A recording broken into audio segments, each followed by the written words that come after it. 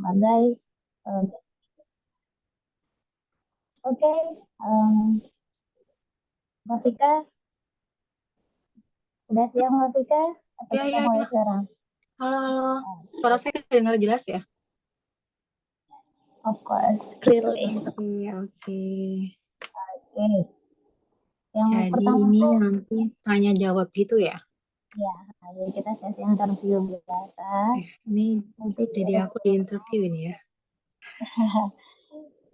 ini interviewnya interview apa ya? Interview yang merupakan interview yang bukan interview sebenarnya. Ini lebih ke tanya jawab, tapi bentuknya interview aja.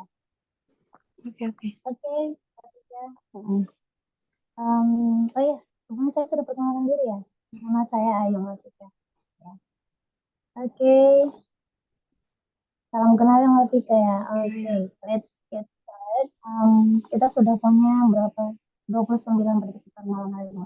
Ya, semoga teman-teman jangan jangan ini ya, jangan kabur dulu. Kita akan mendengar beberapa penjelasan dari Mbak Vika yang sudah sangat saya juga sebagai moderator nanti-nanti. Yang pertama, Mbak Vika sebagai salah satu Sorry ya. tidak saking Mbak Vika. Ya, Mbak Vika, bisa kita lanjutkan? Bisa Hmm, kedengeran nggak suara saya? hmm. Suaranya agak sedikit apa ya? Nggak tahu kalau di teman-teman juga sama, tapi it's okay sih. It's okay. Suara kurang Apakah jelas.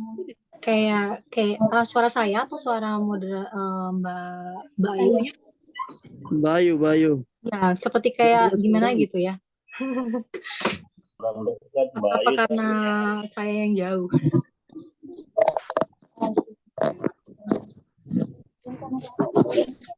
Mungkin karena pakai earphone kali ya.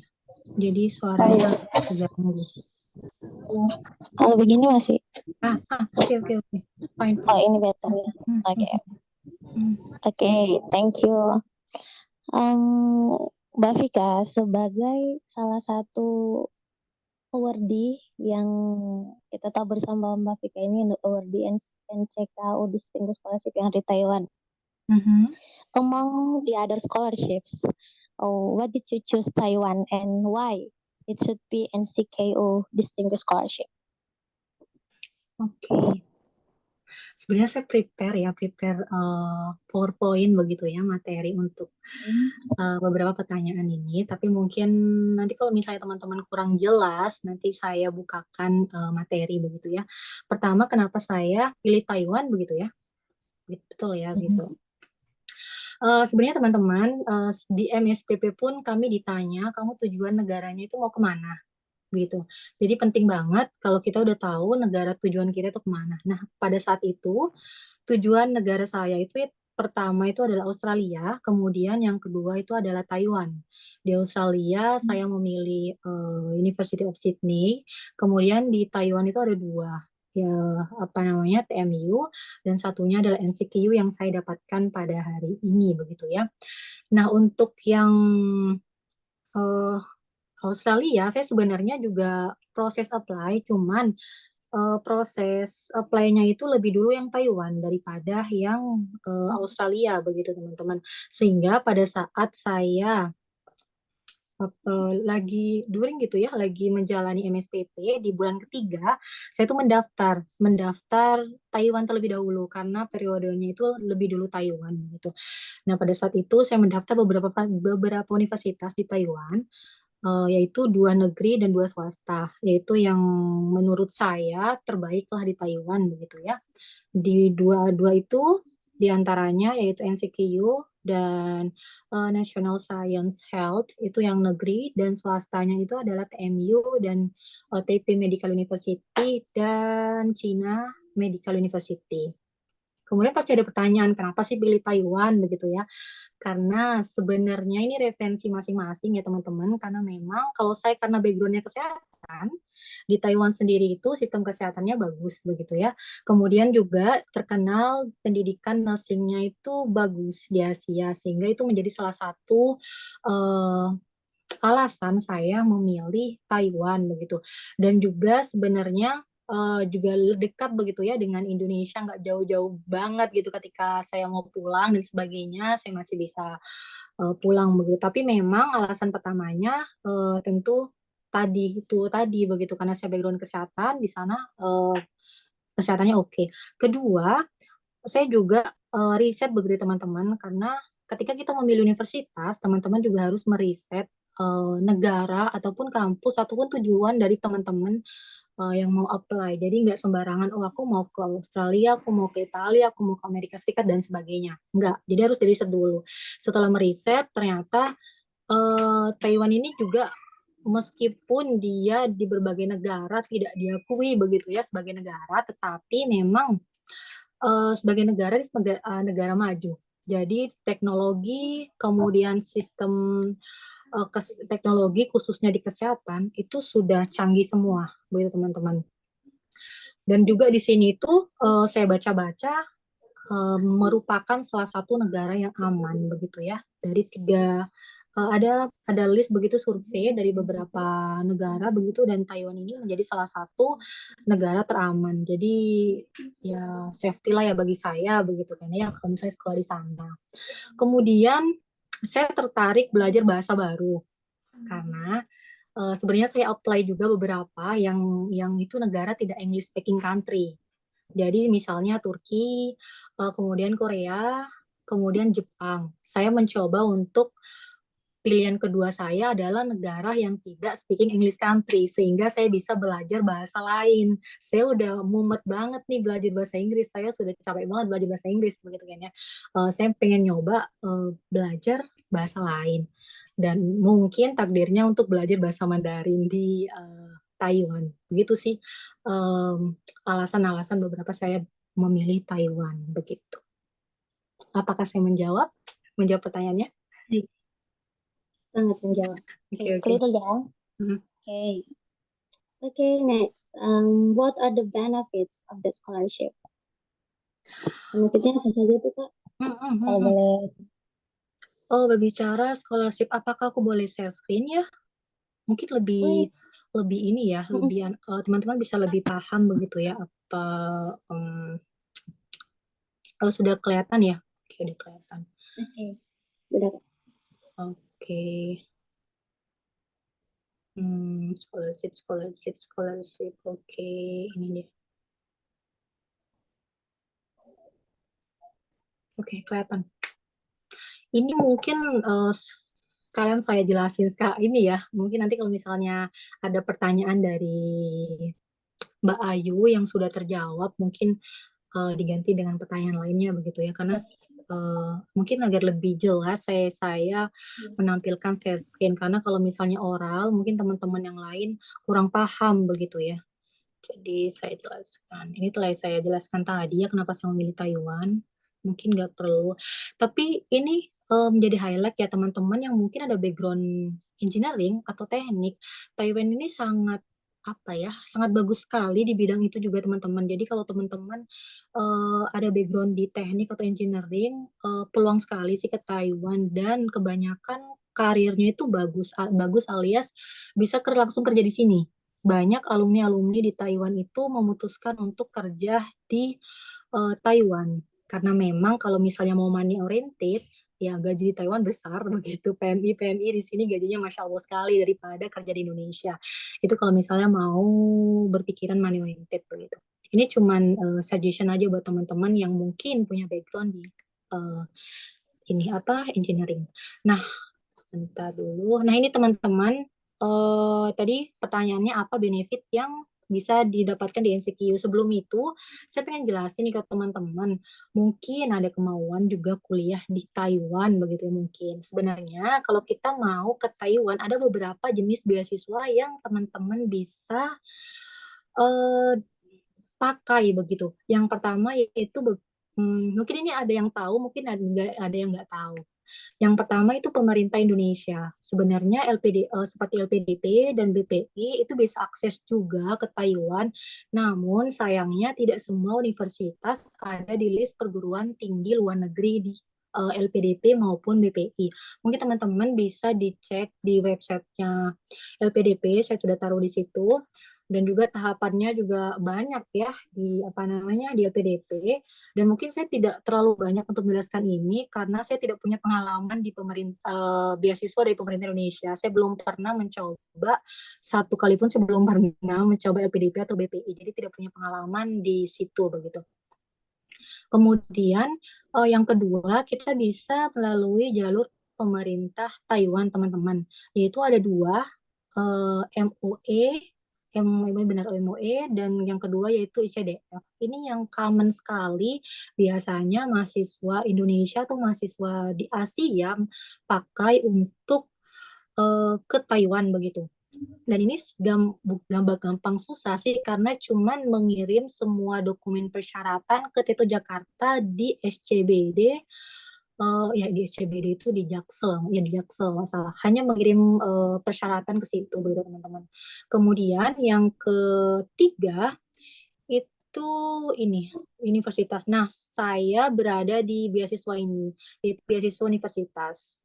Sebenarnya enaknya juga kuliah di Taiwan, banyak sekali universitas-universitas provide beasiswa atau scholarship. Rata-rata mereka itu adalah menawarkan beasiswa untuk international students. Namun jenis beasiswanya pun tergantung dari univnya masing-masing teman-teman semua, yaitu di periode fall, Januari, March, kemudian periode spring, Agustus, Oktober.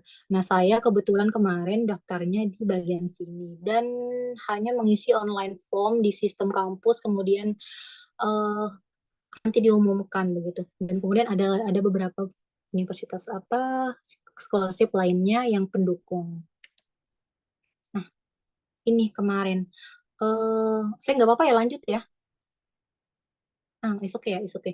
Oke, kemarin saya, as I mentioned before ya, kepada teman-teman, sebenarnya saya sudah daftar di Taiwan itu selama MSPP berjalan. Jadi MSPP itu belum kelar, saya sudah mencoba mendaftar berbagai beasiswa di sana karena pada saat itu saya pernah tes TOEFL sebelum apa habis saya sarjana apa saya profesi, saya sebenarnya gap year 1 tahun, tapi di gap year itu saya prepare untuk dokumen dan prepare semuanya ke PARI dan sebagainya. Kemudian saya tes tes apa tes bahasa Inggris begitu.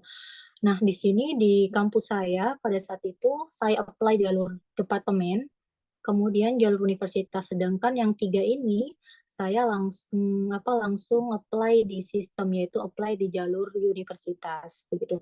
Bedanya apa? Kalau yang pertama ini departemen menyediakan rekrutmen international student itu di bulan kalau nggak salah Desember begitu ya. Jadi kita punya LOE departemen dulu sehingga bisa disubmit nanti ketika universitas membuka application begitu teman-teman. Ini beberapa requirement dari beasiswa. Terus tadi itu pertanyaannya tentang ini dia. Nah, yang ditanyakan ini ya. Ini adalah beberapa beasiswa yang di-provide oleh kampus saya, teman-teman, yaitu National Cheng Kung University Scholarship ya. Namanya itu adalah NCQU Distinguished Scholarship. Yang pertama bisa teman-teman lihat, ini NCQU Distinguished Scholarship itu beasiswa saya, yaitu eligible for S2 sama S3. Kemudian untuk S2 yaitu 2 tahun, kemudian untuk ini S3 yaitu 4 tahun. Beasiswa ini nge-cover waiver tuition fee, artinya apa ya kalau di istilah Indonesia ya, SPP kali ya. Oh iya betul, SPP. SPP, dia meng-cover SPP, jadi kita tidak perlu membayar SPP lagi. Kalau ini adalah jumlah SPP saya per tahun, saya harus membayar 88.000, itu sekitar itu per semester apa ya, 40 juta. Jadi saya tidak perlu untuk membayar uang SPP saya.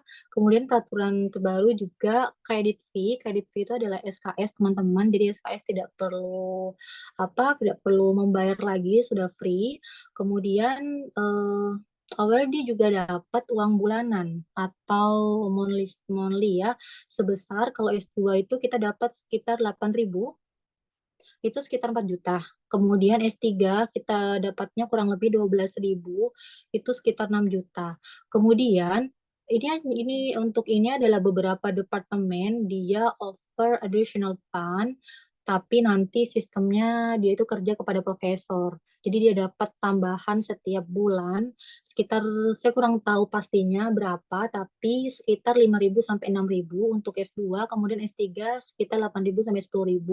Jadi kalau misalnya dapat additional funding sama Monthly, rata-rata dia tiap bulan bakal dapat 13.000. Itu sekitar 13.000 itu 6,5 juta per bulan. Begitu. Itu 6 juta, 6 benar. Seperti itu. Kemudian ada lagi VCS. VCS ini hanya untuk S3 di kampus saya ya. Ini jenis beasiswanya. VCS itu hanya untuk S3, renew per tahun. Kemudian apa yang dia dapatkan? Yang dia dapatkan sama, yaitu tidak perlu membayar SPP, kemudian tidak perlu membayar credit fee, kemudian monthly-nya lebih besar nih. Dia mendapatkan 30.000 atau sekitar 15 juta per bulan.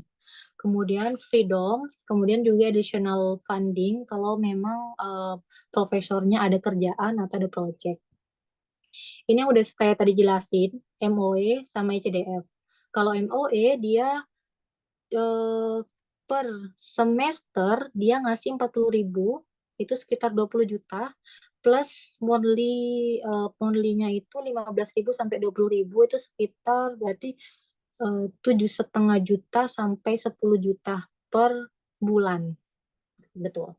Ini untuk MOE. Yang ICDF sebenarnya yang ini tuh yang banyak dicari oleh, mungkin yang banyak dicari juga oleh teman-teman, seperti ini halnya seperti LPDP, jadi mengcover semuanya. Sayangnya ICDF ini tidak semua kampus ada begitu. Dalam artian dia kerjasama. Misalnya nih di NCQU di kampus saya, ICDF itu kerjasamanya dengan engineering. Jadi hanya engineering saja yang bisa mengakses ICDF. Mungkin di kampus lain dia kerjasamanya dengan departemen lain, mungkin kesehatan kah atau apa. Jadi tidak semua departemen bisa akses ICDF ini, jadi cuma beberapa departemen saja. Kemudian ada juga MO Elite. Ini tuh khusus dosen S3 dan biasanya dapat monthly sekitar 25.000, yaitu sekitar 12.500. Gitu. Udah terjawab ya. Yang MCQ ini yang di atas ini. Memang sayangnya kalau untuk beasiswa universitas, kita juga harus mengeluarkan uang untuk kesininya. Kesini dalam artian ya pesawatnya. Itu sih pesawatnya saja. Tapi karena kemarin itu ada karantina dan sebagainya, tapi nanti diganti oleh pemerintah yang karantina itu. Tapi yang paling penting sih memang harus mengorbankan uang untuk terbang ke sini. Kalau misalnya nanti dapat beasiswa dari universitas, karena biasanya tidak mengcover biaya akomodasi begitu penerbangan. Begitu teman-teman. Oke, aku stop screen. Semoga menjawab ya pertanyaan dari Mbak Kak Ayu. Oke, ya. Berarti tadi ada ternyata bukan cuma NCQU aja ya yang provide scholarship untuk di kampusnya Mbak Vika. Tadi ada beberapa juga yang ditampilkan, ada PCS, ada MOE, ada ICDPEP, dan beberapa scholarship yang lain juga yang teman-teman lihat. Ada juga untuk yang S1, ada S1, untuk S3, ada juga untuk S3, cuma S3 aja. Untuk teman-teman yang mungkin pengen pursue doctoral program, mungkin bisa melirik sedikit di beberapa scholarship yang tadi sudah dijelaskan sama Mbak Vika. Mbak Vika, Yes. beberapa scholarship itu kadang mungkin tidak cukup untuk mengcover biaya hidup kita selama kita program master atau doktoral di sana. Kira-kira can we take a part-time job while we pursue our master degree or doctoral degree? Of Bisa course, nggak kita? teman-teman. Of course, we have opportunity to take part-time job because government allow the student around 20 hours a week. Jadi kita punya kesempatan dari pemerintah, dari government Taiwan, memberikan hak kepada mahasiswa untuk part-time job. Part-time job, tapi dengan working permit, teman-teman. Jadi kita harus ngurus working permit. Jadi tidak apa ya, tapi tergantung departemennya masing-masing. Tapi so far teman-teman saya semuanya gampang-gampang aja sih ngurusnya. Dan aku izin share screen lagi ya, karena maksudnya biar nggak ngebual aja begitu ya. Kak Vicky nih bilangnya bisa-bisa aja, mana buktinya begitu ya. Oke, where's this one? Oke. Oke, udah. Nih, teman-teman ada beberapa, masih ini ya? Masih yang tadi ya? Oke, oh ini benar. Nah, ini peluang lain dari beasiswa yang teman-teman bisa dapatkan. Sebenarnya, ini pengalaman saya, jangan khawatir perihal apa ya, uang ya. Karena memang rezeki sudah ada yang ngatur, tapi memang meski udah yang ngatur, kita juga harus usaha begitu ya. Ini ada beberapa pengalaman yang saya pengen share sama teman-teman selama saya 1 tahun di sini. Saya sebenarnya juga ngambil beberapa part-time job. Jujur, honestly ya, sebenarnya dari kampus tuh cukup-cukup aja teman-teman untuk nge-cover living cost kita dan sebagainya. Tapi yang pertama kita nggak bisa nabung, itu udah pasti. Yang kedua, kalau kalian pengen beli sesuatu atau pengen jalan-jalan, mungkin nggak bisa di cover oleh beasiswa kampus begitu. Akhirnya beberapa mahasiswa di sini apa ya, take part time begitu ya, ngambil part time job. Dan karena Taiwan itu adalah salah satu negara yang menjadi destinasi PMI ya, banyak sekali PMI di sini. Jadi teman-teman jangan heran kalau misalnya nanti ke Taiwan ketemu orang Indonesia banyak begitu ya, bertebaran begitu, karena memang banyak sekali di sini PMI begitu. Jadi orang-orang Taiwan juga kadang kayak offer gitu, ngasih ke mahasiswa, oh kamu mau kerja nggak di sini dan sebagainya. Ini ada beberapa teman-teman. Yang pertama, kalau misalnya teman-teman pengen kerja di masih berhubungan sama akademik, itu ada namanya research assistant. Cuman memang ini research assistant sama teaching assistant ini tergantung dengan profesor atau advisor dari teman-teman masing-masing. Kalau dia mau percayai teman-teman sanggup, ya pasti dikasih begitu ya. Apalagi kalau misalnya teman-teman punya finansial isu, jadi teman-teman cerita aja sama profesor, Prof, aku ini lagi gak punya uang gitu, kamu punya kerjaan nggak gitu. Karena beberapa teman-teman ya kayak ngerasa profesor itu adalah orang tua yang ada di sini begitu. Jadi harus take care benar begitu ya sama anak didik-didiknya. Jadi pengalaman teman saya karena memang ada finansial isu begitu ya, dia akhirnya dijadikan teaching assistant oleh profesornya. Jadi kayak bantu-bantu prepare kelas dan sebagainya. Dan gajinya sih lumayan begitu ya. Ini kalau riset asisten gajinya itu 5.000 sampai 200.000, 5.000 NTD sampai 12.000, itu sekitar 2,5, paling kecilnya ya 2,5 sampai 6.000. Ini tergantung dengan profesornya masing-masing. Tapi paling kecil 5.000, nggak akan di bawah 5.000. Jadi itu per bulan ya, per bulan ini. Ini saya bicara per bulan. Kemudian ada yang kedua yaitu teaching assistant, teman-teman. Teaching assistant ini si asisten yaitu 5.000 sampai 6.000 per bulan. Itu durasinya per semester. Semester di sini itu paling lama itu 4 bulan. 4 bulan, 5 bulan itu 1 semester. Begitu. Kemudian di sini juga ada beberapa scholarship eh, yang diberikan oleh beberapa instansi. Biasanya itu perusahaan atau enggak bank. Enaknya dapat beasiswa universitas, dia bisa double-double alias double funding atau double scholarship, karena kalau kita dapat beasiswa dari pemerintah atau government itu ada regulasi, kita pertama nggak boleh kerja, nggak boleh take part time, kemudian kita nggak boleh double funding ataupun double scholarship. Itu regulasi di beberapa beasiswa dari pemerintah. Dari beasiswa LPDP saya juga, setahu saya juga nggak boleh kerja. Kemudian juga nggak boleh double funding, begitu kata teman-teman yang sudah dapat beasiswa PDP. Kemudian juga yang pemerintah Taiwan juga begitu. Kalau sudah dapat pemerintah beasiswa dari government, kita nggak boleh kerja dan juga nggak boleh double funding. begitu. Jadi mungkin salah satu hikmah kalau dapat dan juga benefit ya salah satunya dari beasiswa universitas yaitu kita bisa double double funding dan itu kalau dijumlah-jumlahin Masya Allah sekali sih per bulan itu dapatnya itu puluhan juta karena ada salah satu mahasiswa di sini dia dapat distinguish seperti saya tapi dia S3. Kemudian dia dapat Sinopek ini, kemudian Sinopeknya ini dia dapat yang aid, yang bantuan, itu 40.000 per semester, jadi itu dapat 80.000, jadi 40 juta, dia dapat 40 juta. Kemudian dia juga jadi teaching assistant di apa, bukan teaching assistant, research assistant di labnya dia. Jadi ya kalau misalnya mau bicara uang sebenarnya nggak ada masalah begitu ya.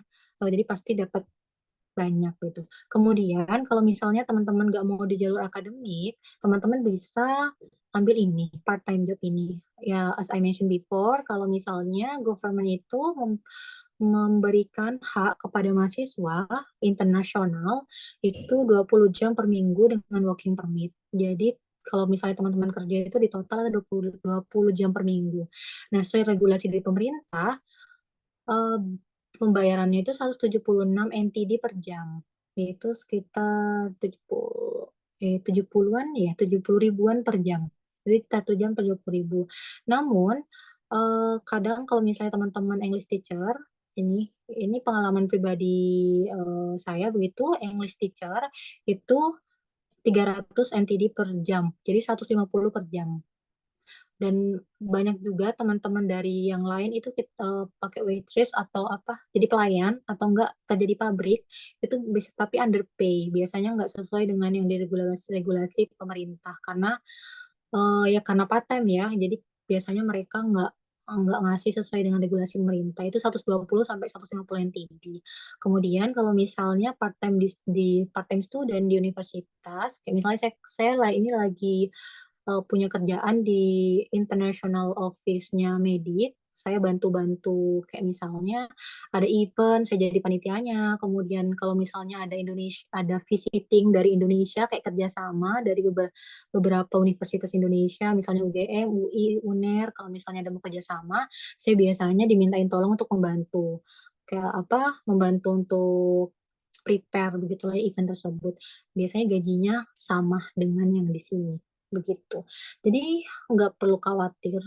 Intinya bisa-bisa manajemen waktu, tetap kuliah berjalan dan part time juga berjalan, it's okay sih. Dan profesor juga nggak ngelarang kalau misalnya progres kita masih it's okay, masih kita bisa mempertanggungjawabkan tesis kita atau disertasi kita, profesor nggak melarang begitu. Tapi kalau misalnya kita malah keteteran dan sebagainya, mungkin itu perlu dievaluasi kembali. Tapi so far so good, nggak ada masalah. Teman-teman aku juga nggak ada masalah begitu. Oke, oke ya ternyata kita bisa part time juga dan bayarannya juga bervariasi ya tergantung dari jenis pekerjaan apa yang mau kita ambil bisa jadi asisten dan juga beberapa pekerjaan yang lain tadi yang sudah disebutkan sama Mbak Vika. Mohon maaf Mbak Vika, apakah nanti bisa di-share nanti PPT-nya setelah selesai ini session? Oke, Dari siap-siap izin nanti aku share ke siapa ya? Ke Amin ya, Amin Rais. iya nanti sama Bang Amin bisa. Mhm. Okay. Since you have mentioned before that you have spent 1 year as a student in Taiwan, so how do you tackle with culture shock, Mbak Vika? Kan udah Ya, tahu nih, gimana sih apa ya obstacles-nya, drawback-nya kayak mana sebagai student di sana? okay. I think it's difficult part to be students in Taiwan. Banyak banget ya. Aku jelasin pakai bahasa Indonesia, bahasa. Banyak banget ya culture-culture yang mungkin beda banget sama Indonesia. Yang salah satunya itu bahasa. Karena memang di sini adalah bukan negara speaking English country, jadi nggak pakai bahasa Inggris, sedangkan saya kuliahnya pakai bahasa Inggris. Jadi mau nggak mau beli makanan, mau ngomong ya pakai bahasa isyarat awal-awal pakai bahasa isyarat begitu ya. Karena kan di sini semuanya nggak semua masyarakat di Taiwan itu bisa bahasa Inggris, tapi mereka udah friendly sih sama anak-anak internasional. Kadang mereka tahu basic-basic English, tapi nggak semuanya.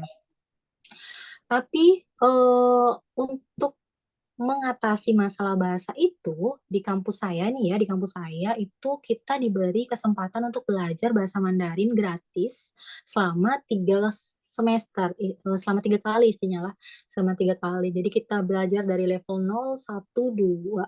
Ya, tapi tergantung dengan kita di level berapa.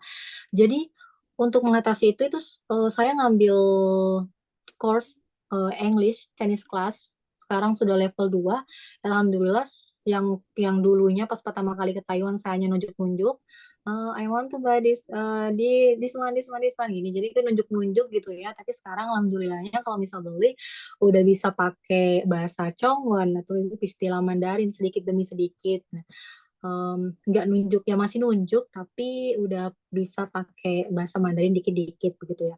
Kemudian juga kita belajar membaca sama belajar nulis karakter Mandarin, jadi agak paham dikit-dikit kalau simple-simple begitu tentang Mandarin. Itu pertama perihal bahasa.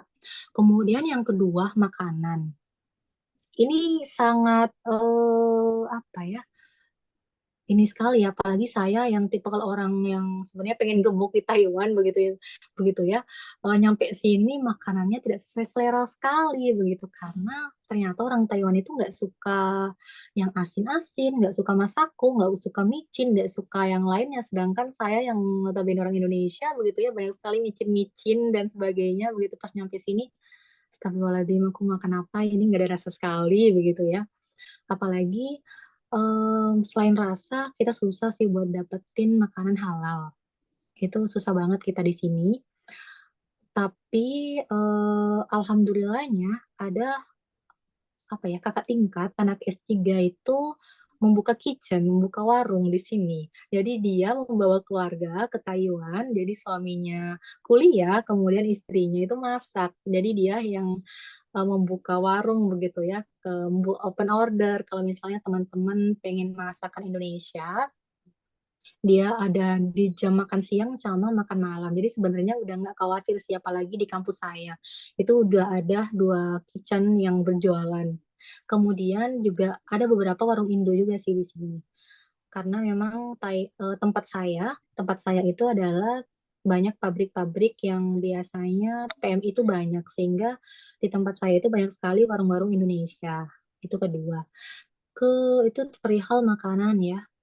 Dan juga saya sering bawa, pertama-tama saya sering bawa kecap sama bawa bon cabe. Karena emang bener-bener nggak ada rasanya. Jadi saya bawa kemana-mana tuh bon cabe, kecap, sama saus. Itu yang apa namanya, nggak bisa ditoleransi banget sih perihal makanan. Tapi alhamdulillahnya saya masak di dom. Jadi sedikit tertolong. Kemudian yang ketiga, apalagi? Mungkin teman-teman udah pada paham ya perihal toilet dan sebagainya begitu ya. Yang misalnya kalau di luar negeri nggak ada air, di sini pun juga begitu. Semuanya disediain tisu dan sebagainya. Jadi kemana-mana harus bawa botol, harus bawa botol begitu. Tapi ada beberapa yang juga ada water jetnya, cuman jarang sekali itu. Apalagi ya, banyak sekali sih culture-culture yang di sini yang bikin shock tapi menyenangkan juga. Oh, salah satunya, tapi saya sangat senang di sini pembuang sampah. Mungkin teman-teman bakal amazed banget di sini buang sampah itu ada jadwalnya. Jadi kita nggak boleh buang sampah sembarangan. Itu bikin saya shock juga sih. Wah, bisa nggak ya Indonesia kayak gini begitu ya? Tapi kita nggak boleh banding-bandingin karena beda banget begitu ya secara geografi dan sebagainya. Di sini tuh teman-teman ketika kita buang sampah nih ya, saya pengen cerita dikit. Mungkin teman-teman juga pengen ke Taiwan gara-gara dengar cerita saya gitu. Um, Sampah di sini itu ada jadwalnya Senin, Senin apa ya? Senin, Kamis, sama Minggu kalau nggak salah. Jadi jangan heran di kampus, di jalan kita tidak akan menemukan yang namanya sampah, tempat sampah. Nggak ada tempat sampah di pinggir jalan, di dalam kampus. Paling kita akan menemukan tempat sampah di toilet, di kantin. Dan itu pun ya cuma di area-area itu saja sih kita bisa menemukan tempat sampah. Kemudian Jadi sampah itu ada tanggung jawab pribadi, nggak boleh dibuang kemana-mana. Dan untuk buang sampah setiap hari Senin, Kamis atau Minggu, saya lupa jadwalnya. Jadi mereka ngantri, nunggu truk sampah. Jadi mereka semua membuangin sampah ke truk. Jadi nggak ada tuh sampah yang menimbun di area A, area B, area C, nggak ada. Jadi setiap jadwalnya itu bakal kita buang sampah. Kemudian pemilihan sampahnya di sini juga bagus banget.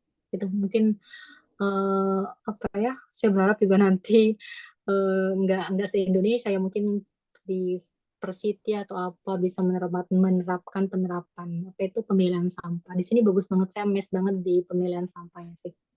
Ini tuh. Tapi so far so good sih. Teman-teman juga bakal betah-betah aja sih. Oke, udah ini ya informatif banget ya untuk penjelasan Mas Vika. Ternyata kita bisa melihat perbedaan budaya dan juga mungkin cara hidup orang-orang di sana. Walaupun kita sama-sama Asia, ternyata beda banget ya Mbak Vika ya. Beda banget. Okay, so Mbak Vika, in this scholarship, should we come back to Indonesia and make an in contribution like LPDP scholarship or not? Oh, Gitu.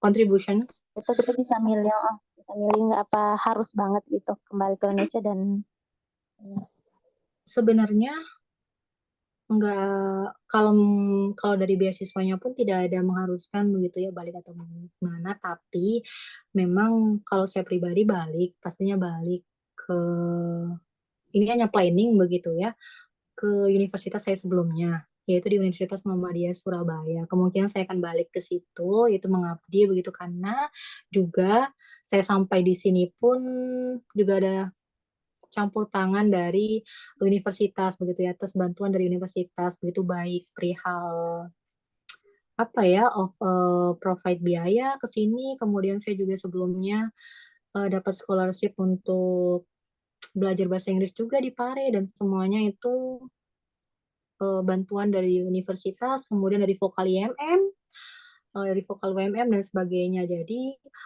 eh, saya akan kembali ke Indonesia begitu. Meskipun memang kalau kita mau money oriented di sini itu masya Allah banget kalau misalnya kita mau mikir uang gitu. Kebanyakan teman-teman di sini nggak mau pulang karena ya udah enak part time, udah enak kerja, dan udah gajinya masya Allah banget. Kalau kerja kan gajinya di sini sekitar 20 sampai 30 ribu, itu berarti 15 juta sampai 20 jutaan lah gajinya kan kalau di sini. Jadi kalau misalnya mau money oriented masih di sini, tapi kalau saya pribadi saya mau balik sih, nggak mau di sini. Meskipun saya dapat jodoh di sini, pasti saya bawa ke Indonesia sih. Begitu begitu teman-teman. Tapi kan sebelumnya saya juga ikut MSPP. Sebenarnya kan salah satu tujuan MSPP membantu kadernya untuk sekolah ke luar negeri, tentunya harus berkontribusi kembali begitu ya, harus membangun kembali Muhammadiyah di negaranya. Namun juga kemarin saat Monef dari PP pun menyampaikan kalau kamu nggak mau pulang, it's okay. Kalau kamu mau di negara tujuan kamu, it's okay. Tapi tujuannya yaitu membuka pintu Muhammadiyah, yaitu menjalin relasi atau kerjasama internasional. Misalnya nih, teman-teman ada di Amerika Serikat kah, atau ada di mana, ada di Inggris dan sebagainya. Kemudian teman-teman menetap di sana begitu. Tapi yang pasti jangan jangan lupakan begitu ya kontribusi persyarikatan kepada teman-teman. Jadi mungkin membuka kolaborasi, kolaborasi riset, kolaborasi uh, teaching dan sebagainya begitu sih. Tapi sebenarnya MSPP pun tidak menuntut menuntut kita untuk balik gitu. Oke. Itu ya teman-teman, saya jadi teringat ini Mas Sobar lagi nih. Mas Sobar juga sepertinya waktu selesai Mas Sobar tuh sekretaris ya kemarin sekretaris program doktoral itu juga ditawarin mungkin sama ya. Nah terus waktu kita ketemu di forum itu kan yang di APDS itu Mas Sobat bilang kalau ditawari juga untuk kerja di sana, dan tapi walaupun memang biaya hidup di sana itu dan gajinya juga jauh lebih besar daripada yang ditawarkan di Indonesia juga sama UMY ya. Sekarang Mas Tobar dosen aktif di UMY, tapi Mas Tobar tetap memilih untuk pulang ke Indonesia dan mengabdi di UMY. Tetap kembali juga ke Muhammadiyah. Jadi gitu ya teman-teman. Walaupun MSPP sendiri ya itu tidak melarang nih MSPP Wardi untuk kembali dan membangun Muhammadiyah atau AUM di sini, tapi itu juga kembali ke diri masing-masing, pilihan masing-masing. Oke, yang tadi sesi kita untuk bicara tentang scholarship yang sedang diambil sama Mbak Vika sudah berakhir. Nanti sebentar kalau teman-teman masih pengen bertanya apa-apa silakan nanti kita buka sesi, tapi mungkin nggak banyak ya karena waktu kita terbatas. Oke, saya punya pertanyaan beberapa nih Mbak Vika untuk MSTP sementara dibuka ya. Ini dari sampai bulan ini nggak sih itu akhir bulan? Dua kalau nggak Ya, salah. ya sampai akhir bulan ini. Nah, ada beberapa pertanyaan yang juga dititipkan ke saya. Tadi sudah Mbak Vika jawab tentang apa sih harapan Muhammadiyah ke teman-teman MSPP. Tadi sudah jawab sama Mbak Vika. Nah, ini kita lebih spesifik lagi ke motivation letter. Mbak Vika kan sebelumnya sudah mendaftar dan juga menulis motivation letter untuk mendaftar MSPP program. Would you please explain us how to make a good motivation letter? Oke, aku izin share screen ya. Ya. Oke. Motivation letter. Which one? This one. Okay. Okay, that's good. Okay.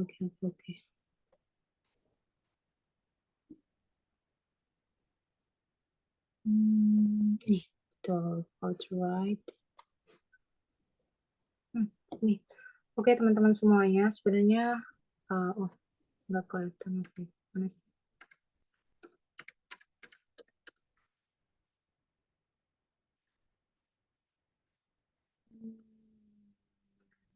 Oke, ini ya kelihatan. Oke, sesuai dengan request dari si Amin begitu ya, kalau kita akan bahas tentang motivation letter. Tapi mungkin teman-teman mohon maaf sekali karena pada angkatan saya begitu saya menulisnya in bahasa. Namun pada angkatan kali ini in English ya, setelah saya cek juga di flyer kemudian di handbooknya begitu, teman-teman harus menuliskannya in English begitu. Tapi nggak apa-apa, saya mungkin memberi contohnya ini adalah sesuai dengan real apa yang saya tulis kemarin waktu MSTP. Mungkin buat bayangan aja teman-teman bagaimana nulisnya. Namun referensi ini tentunya nggak mutlak seperti ini, tapi saya juga sebelum ikut MSTP, saya beberapa riset begitu ya, beberapa motivation letter, baik itu scholarship atau program-program lainnya. Gitu teman-teman. Oke. Nih teman-teman yang penting, ini sangat penting sekali seperti yang saya sebutkan di awal bahwasanya sebelum writing ya, sebelum menulis teman-teman harus riset program atau beasiswa atau kampus tujuan. Nah, karena ini adalah motivation letter untuk MSPP, untuk persyaratan MSPP, jadi ya harus dibaca apa sih persyaratan menulis motivation letter untuk MSTP. Kemudian kalau misalnya menurut beasiswa, ya tentunya harus disesuaikan dengan beasiswa. Jadi sebenarnya template ini tidak mutlak untuk apa begitu ya, karena setiap beasiswa, setiap program pasti memiliki persyaratan khusus begitu untuk menulis motivation letter begitu. Karena menurut saya motivation letter ini akan menjadi rangkuman perjalanan atau mungkin prestasi dari teman-teman atau personal dari teman-teman. Jadi orang yang membaca atau reviewer jadi tertarik begitu. Oh, ini anak ini layak nih untuk saya terima jadi program ini begitu. Nah, soal teman-teman lihat, kalau dari MSPP kita harus menulis sejumlah 500 kata. Ini masih sama dengan saya juga pada saat itu 500 kata. Namun pada saat itu saya nggak ada handbook ya, jadi teman-teman sangat bersyukur sekali semakin tahun atau MSCP selanjutnya, jadi banyak sekali perubahan Jadi teman-teman dikasih handbook, kemudian sudah ada rincian bahwasanya motivation letter itu harus ada alasan mendaftar MSPP, kemudian keunggulan yang dimiliki, kemudian program studi dan universitas tujuan dan beasiswa. Ini adalah beberapa contoh sebenarnya untuk menulis motivation letter. Sama halnya kita menulis tulisan begitu ya, ada pembuka, isi, dan penutup. Ini saya dapatkan dari beberapa riset, saya membaca atau menonton webinar atau membuka YouTube dari teman-teman dari scholarship dan sebagainya. Nah, ini teman-teman, ini kemarin, mohon maaf sekali, ini in bahasa karena pada saat itu saya dimintanya bahasa, nggak bahasa Inggris. Jadi teman-teman ini sebagai contoh aja ya. Nggak mutlak seperti ini, tapi sebagai contoh. Yang pertama adalah pembuka. Biasanya diawali dengan kata misalnya dear dan sebagainya begitu ya. Pada pekan pembuka ini, saya provide informasi pribadi. Dan biasanya juga di pembuka ini ditaruh informasi tentang tujuan melamar program ini, tapi saya kasih tujuannya itu di belakang. Tapi beberapa motivasi yang baik itu biasanya naruh tujuan melamarnya itu di awal, di apa namanya di pembuka begitu. Nah, di sini saya tuliskan pada kesempatan ini saya mengetik motivation letter sebagai salah satu syarat mengikuti Muhammadiyah Scholarship Preparation Program. Izinkan saya untuk meyakinkan reviewer bahwa saya layak untuk menjadi salah satu penerima program ini. Jadi di awal saya bukan mencontoh ya, saya melihat ada webinar begitu, di salah satu dia menjelaskan motivation letter, bahwasanya di awal kita harus menantang reviewer nih, bahwasanya aku ini benar-benar layak loh ikut programmu begitu, sehingga nanti reviewer bakal mikir, apa sih yang bikin dia pede banget bahwasanya aku harus memilih dia, begitu di awal. Kemudian saya lanjutkan dengan memperkenalkan diri, perkenalkan diri saya di sini, kemudian saya kasih sedikit ya petisan-petisan begitu ya bahwasanya saya ingin membangun, memberikan manfaat dan sebagainya kepada Indonesia. Ini adalah pembuka. Teman-teman gak harus seperti saya, tapi istilahnya di awal itu adalah memperkenalkan diri, kemudian tujuan melamar dan sebagainya. Gitu. Ini adalah pembuka teman-teman. Kemudian yang kedua isi. Ini adalah kemarin saya motivation saya. Di paragraf selanjutnya saya isi dengan pengalaman akademik, kemudian organisasi. Saya rasa ini adalah keunggulan yang saya miliki. Saya jelaskan bahwasanya saya pernah dapat IWCD, kemudian di organisasi saya aktif. Pada saat itu saya aktif di MM sebagai jabatannya bla bla bla bla bla bla begitu. Kemudian setelah saya menjelaskan keunggulan saya dimiliki, keunggulan saya miliki, kemudian saya jelaskan tadi saya sedikit menjelaskan visi misi saya ke depan, kemudian kampus pilihan saya, seperti yang saya sampaikan tadi, saya ingin sekolah di Sydney, ngambil jurusannya ini, kemudian pilihan kedua saya di sini, dan jurusannya apa. Kemudian, saya juga menjelaskan beasiswa apa yang akan saya apply untuk daftar ini semua. Saya akan mendaftar LPDP dan AAS. Pada saat itu saya menjelaskan, saya menyebutkan itu kepada MSPP begitu. Namun saya juga ingin mencoba mendaftar di berbagai beasiswa lain. Saya juga jelaskan di sini bahwasanya saya akan punya rencana kedua yaitu akan mendaftar Turki Bulsari, MOE Taiwan dan GKS. Jadi punya rencana lain. Jadi sebenarnya ini sudah mengcover dari persyaratan salah satu persyaratan bahwasanya harus menjelaskan dengan tujuan kampus, kemudian beasiswa yang akan diambil, kemudian beasiswa lain. Begitu. Kemudian yang ketiga yaitu penutup. Di penutup sebenarnya di sini saya alasan mendaftar di MSPP. Begitu saya kasih alasan bahwa saya membutuhkan kalau saya mau ke luar negeri, saya butuh tanya dong Mbak Vika. Oke, nanti saya share. Tentu saya harus bekal dengan saya membutuhkan penguasaan bahasa asing. Oleh karena itu, saya ingin daftar MSPP begitu. Kemudian di akhir tentu saja penutup, maka saya berharap dengan segala kemampuan kompetisi saya sekiranya bisa masuk dalam salah satu bagian dari Muhammadiyah Scholarship Preparation Program atau MSPP bla bla bla, dan biasanya beberapa dikasih best regard, misalnya Fika Ramadhani Fitriani begitu. Ini saya tulis sekitar 1 halaman. Ini beberapa tips ya teman-teman untuk menulis motivation letter yang sudah saya rangkum dari beberapa materi yang saya dapatkan, bahwasanya sebenarnya kalau kita menulis motivation letter, khususnya itu adalah beasiswa ataupun program manapun, kita harus sudah ngeriset yang telah saya sampaikan tadi, negara dan jurusanmu, serta beasiswa yang akan kamu ikuti. Jangan kamu jangan hanya menyebutkan kampusnya saja. Oh, aku mau ke Harvard misalnya, Harvard University. Kemudian jurusannya apa? Ataupun spesifiknya apa? Kalau misalnya teman saya nursing, oke nursing, tapi nursing tuh banyak cabangnya loh. A, B, C, D. Saya tahu, oh saya mau di emergency. Maka dari itu saya udah jelas tuh di motivation letter saya bahwasanya saya ingin di emergency pada saat itu. Kemudian sebenarnya juga nggak perlu banyak menjelaskan tentang akademik ataupun organisasi, mungkin perlu cukup 1 atau 2 prestasi atau organisasi, tapi dijabarkan. Ada beberapa awardee bilang bahwasanya jangan menciplak di CV begitu, jangan prestasi atau organisasi yang udah ada di CV kemudian diciplak ke motivation letter karena akan ada repetition begitu. Kemudian don't tell but show. Jadi jangan cuma mention doang tapi juga dijelaskan begitu. Kemudian jangan terlalu panjang sesuai dengan requirement. Ini salah satu ciri khas dari motivation letter, teman-teman. Jangan sampai teman-teman over banget untuk menulis motivation letter. Kalau sudah disyaratkan 500 kata, ya udah 500 kata. Jadi aku punya banyak pengalaman, aku punya banyak prestasi. Kalau aku nggak eh, show semua, ini reviewer nggak akan tahu nih peserta prestasi atau pengalaman aku begitu.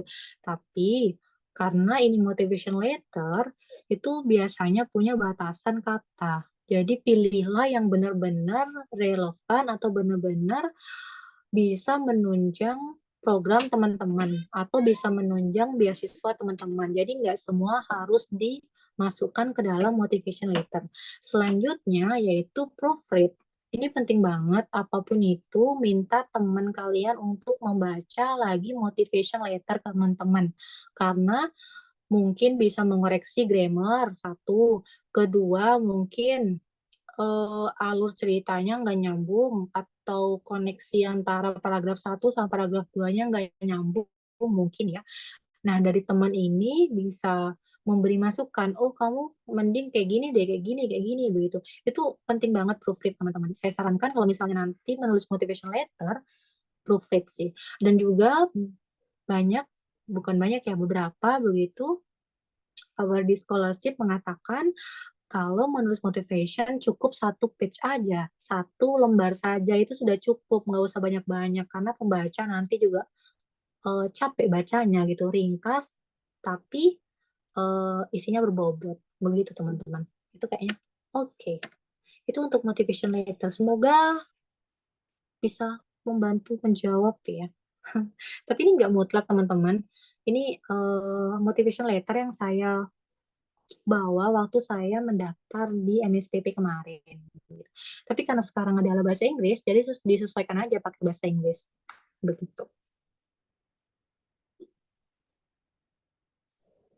Oke, seperti itu ya teman-teman untuk motivation letternya nanti disesuaikan saja dengan guidebook yang sekarang berlaku di MSPP batch 6 ya, batch Ya, 6 ya, batch 6 ya, karena berbeda ya. Kalau Mbak Vika tuh 2021 ya, yang sekarang tuh 2023. Jadi mungkin untuk beberapa guidebooknya itu ada beberapa perbedaannya. Jadi teman-teman pastikan untuk membaca kembali dan jangan sampai gopoh menyelesaikan cepat-cepat dan ternyata guidebooknya mungkin salah ini interpretasi. Seperti itu ya. Oke, masih juga terkait dengan MSPP. Tadi kan yang sebelum Mbak Vika mendaftar. Nah, sekarang Mbak Vika, would you tell us your experience when you got MSPP scholarship, either during the program or after the program? Jadi setelah dapat nih masuknya, ceritain sedikit mungkin biar teman-teman punya gambaran, oh kalau misalnya saya nih tahun ini kepilih dan tahun depan ini bisa menjadi MSP Ordi, apa saja kira-kira yang bakal saya jalani selama jadi MSP Ordi. Berarti during ya, during sama after ya? During and after, yes. Oke, during sama after. Jadi kalau saya sekali lagi, saya tuh pengen ngejelasin pakai oral, tapi kayaknya nggak enak kalau nggak pakai ini. Mohon maaf ya teman-teman. Ini deh, aku jelasin sedikit. Ini, saya nggak ngerti kenapa sih. Oke, ini sedikit gambaran teman-teman sekilas alur perjalanan SPP Batch 4. Mungkin nanti saya lebih banyak ngejelasinnya oral. Yang pertama, setelah teman-teman nih udah keterima di MSPP, nanti di email dihubungin oleh, kalau sekarang itu sepertinya Mbak Siva sama Mbak Tiwi yang yang lagi jadi staff di sana, nanti dihubungin dan dikumpulkan. Saya kurang tahu ya yang sekarang itu di mana. Pada saat saya di batch 4 itu kebagian Yogyakarta dan Surakarta. Kemudian di tahun kemarin itu di Surakarta dan Malang. Saya kurang tahu nih di tahun ini tuh yang jadi penyelenggara lesnya itu siapa. Saya kurang paham. Cuman Malang dan Surakarta. Siapa tadi yang mungkin Malang dan Surakarta atau Malang saja, saya kurang kurang paham pada pada saat ini, sehingga apapun kegiatannya akan disesuaikan dengan yang penyelenggara begitu. Jadi tapi ini sebagai gambaran teman-teman. Jadi pertama pada saat itu saya berkumpul di, aduh saya lupa nama kotanya, itu di Yogyakarta, dekat sama gunung, saya lupa ya namanya. Kita dikumpulkan selama 1 minggu. Jadi 1 minggu kita battle Orcom pertama. Di situ kita dapat materi-materi dari beberapa tokoh Muhammadiyah begitu. Kita dapat tes juga di situ. Ya seperti biasa kalau kita ikut battle Orcom gitu ya. Kita dapat tes, kemudian nanti pre-test sama post-test. Kemudian nanti kita ada sharing-sharing dengan alumni MSPP yang sudah mendapatkan beasiswa dan juga sudah kuliah baik di luar negeri maupun di dalam negeri. Karena banyak sekali teman-teman aware dari MSTP itu udah internasionalisasinya udah kemana-mana begitu. Nah, ini kemudian setelah 1 minggu kita di karantina tuh di sebuah apa ya, kalau itu kayak kayak homestay gitu sih di Yogyakarta pada saat itu. Kemudian ada pelatihan, kita masuki pelatihan, kita kan dibagi mau ke Malang, mau ke Malang atau mau ke, kok Malang sih, mau ke Surakarta atau ke Yogyakarta pada saat itu. Namun sekarang saya kurang tahu, kurang paham gitu ya teman-teman. Nah, kemudian kalau saya pribadi kemarin saya dapatnya Yogyakarta, yaitu di UMY. Iya betul. Saya dapatnya di UMY. Kemudian apa sih yang dikasih begitu ini sebenarnya ya hal-hal ini sih yang dikasih waktu saya belajar di UMI, yaitu pelatihan bahasa Inggris di selama 3 bulan itu dari jam 8 ke 9 ya. Aduh saya nggak lupa nih karena udah 2 tahun lalu. Tapi kalau nggak salah 9, dari jam 9 sampai jam 5, betul. Sampai jam 5 kita belajar bahasa Inggris. Kemudian kemudian kita pulang ke dom. Di dom sendiri itu kita ada kegiatan atau program pendukung teman-teman. Tapi ini tergantung dengan tempatnya masing-masing. Kalau kemarin saya di Yogyakarta, saya tinggal di Unires. Jadi kita mengikuti peraturan atau program-program yang ada di Unires. Misalnya kita ada sholat berjamaah, ada kultum, kita kultum bahasa Inggris begitu, kemudian ada conversation setiap malam atau belajar bersama setiap malam. Kemudian ada kajian tematik setiap minggu, yaitu pada hari Jumat biasanya diisi. Tapi untuk tokonya udah arrange sama Unires sendiri siapa yang akan jadi pemateri. Jadi setiap minggu kita bakal ada kayak kajian gitu. tentang keislaman, kemuhamadiyahan begitu. Kemudian ada tahsin Al-Quran, yaitu setiap hari Minggu, itu dari Unires juga. Kemudian ada kajian online, karena di Unires itu ada kajian online setiap hari Selasa pagi kalau nggak salah ya. Jadi kita harus ikut, kemudian ada field trip, begitu. Ini adalah beberapa program pendukung yang Unires atau UMY provide pada saat saya di sana, begitu. Kemudian ini adalah pelatihan pertama. Di antara pelatihan pertama sama pelatihan kedua, ini ada monitoring dan evaluations. Jadi nanti kita akan dikumpulkan pada saat itu di sebuah hotel, teman-teman. Kita dikumpulkan, kemudian teacher kita juga diundang, eh, kemudian menyampaikan progres dari kita, udah sampai mana nih progresnya, begitu ya.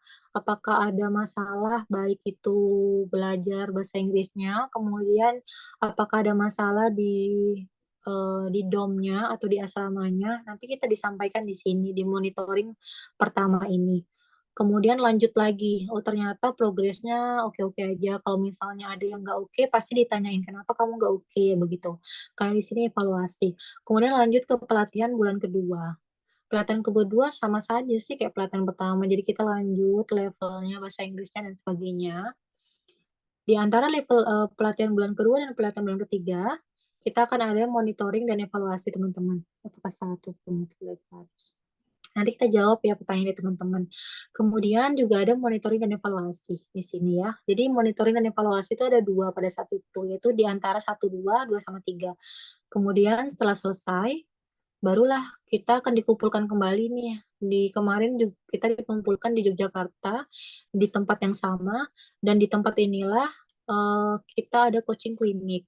Coaching klinik itu kita harus prepare tentang riset kita ataupun topik aja. Biasanya S2 tidak diminta untuk membuat proposal, tapi kalau S3 itu biasanya diminta untuk menulis proposal.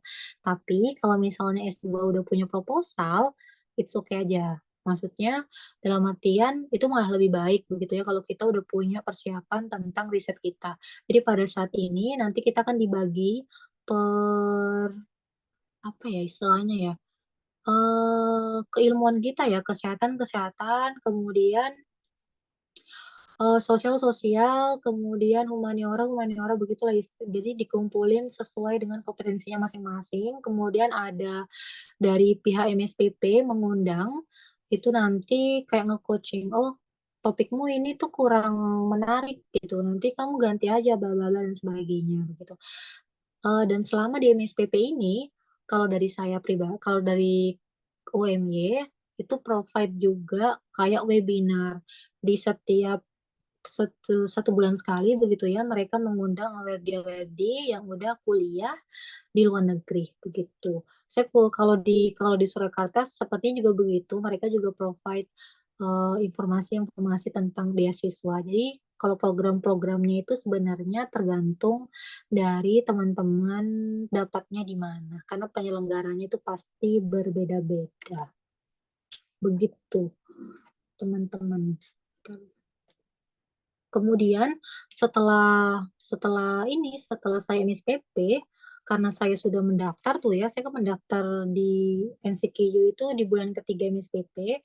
Kemudian saya interview itu selama MSPP, jadi saya izin nggak ikut kelas pada saat itu saya interview.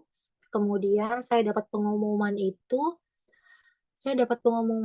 kalau nggak salah di Januari. Setelah MSPP saya sudah dapat pengumuman bahwasanya saya keterima di departemen itu. Kemudian saya harus melanjutkan ke pendaftaran di universitas begitu. Jadi sudah agak tenang. Oh, berarti aku udah aman nih perihal sekolah. Jadi nggak perlu mikir banyak. Setelah MSPP, 2 bulan setelah MSPP saya daftar universitas. Kemudian di April saya pengumuman.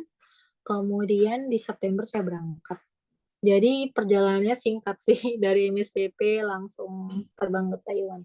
Mungkin itu teman-teman pengalaman di MSPP. Saya nggak bisa cerita banyak begitu ya karena memang Mungkin akan banyak berbeda karena kan setiap tahun pasti ada aja apa namanya perubahan-perubahan atau mungkin yang kemarin kurang nanti ditambah di di angkatan setelahnya dan selanjutnya begitu. Tapi ikut aja begitu nanti teman-teman bakal tahu lah ya bagaimana rasanya. Kalau menurut saya nggak akan jauh beda sama DES begitu ya. Kan DES juga pelatihan ya selama 3 bulan dan sebagainya. Cuman mungkin bedanya saya kurang tahu kalau DES TOEFL sama IELTS atau cuman TOEFL aja atau IELTS saja. Saya kurang tahu kalau DES. Oh ya, TOEFL. kalau untuk DES, ya TOEFL juga ada. Jadi kita bagi 2 kelas, tapi Hmm. dua-duanya di kota yang sama. Jadi pengajarnya di satu universitas yang sama, cuman beda. Pengajarnya beda untuk TOEFL sama IELTS. Ya, ya, ya. Nah, kalau MSPP kan fokusnya di IELTS ya. Dan ada biasanya dibagi menjadi 2 kota gitu. Oke.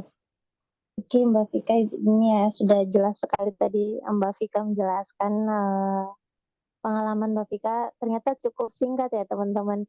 Memang selesai program MSPP, terus rezekinya langsung dapat beasiswa juga langsung ke Taiwan. Jadi insya Allah kita juga semua teman-teman yang hadir di Zoom pada malam hari ini bisa Amin. mengikuti jejak-jejak baik yang sudah dimulai sama Mbak Vika dan ataupun mungkin bisa lebih baik lagi untuk kedepannya. Karena ini semua untuk ini ya apa namanya diaspora Muhammadiyah. Jadi saya harapkan teman-teman semua tidak patah semangat ya. Walaupun mungkin ada yang di DES masih pengen ikut MSPP, silakan. Silakan teman-teman bisa lebih mengembangkan diri lagi untuk program-program ke depan yang menanti kita semuanya. Oke, em, sesi interview kita sudah selesai untuk saya dan Mbak Vika. Jadi sesi terakhir kita buka Q&A untuk teman-teman yang hadir by Zoom pada malam hari ini. Mungkin kita buka dulu 2 pertanyaan ya untuk sesi pertama biar langsung dijawab sama Mbak Vika supaya tidak terlalu lama. Teman-teman bisa open mic-nya sama mungkin cam-nya biar bisa ini untuk 2 orang pertama. Oke, ada Mas Teguh ya yang langsung cepat sekali ya sepertinya gercep. Oke. Mana Mas Teguhnya Itu, hilang ini? itu teman-teman saya. Oh iya. Oh, iya. Nah, nih, Mas Teguh jadi nggak ini bertanya atau oke, Faki, Mas Faki. Mas Faki nggak kedengeran suaranya Mas Faki ini. Oke, untuk penanya pertama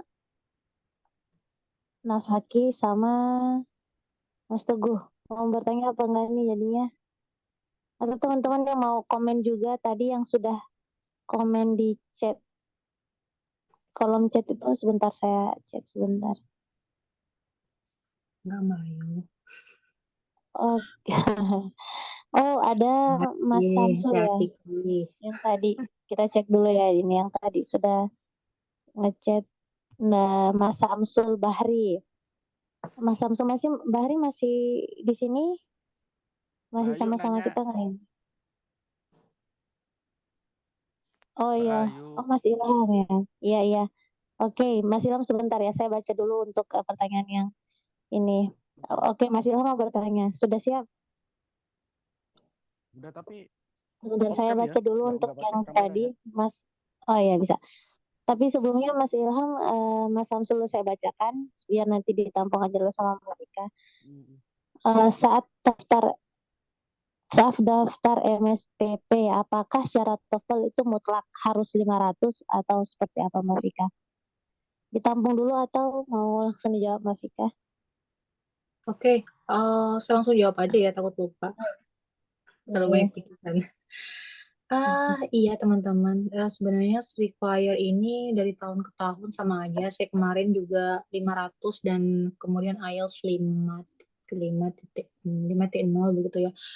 Kalau bisa, memang harus memenuhi require itu teman-teman. Sebenarnya di MSPP pun ada ya postingan tentang konversi skor bahasa Inggris. Teman-teman bisa cek di postingan MSPP bagaimana cara kita ngekonversi. Bahwasanya yang pertama kalau sertifikatnya itu adalah, saya bacakan ya.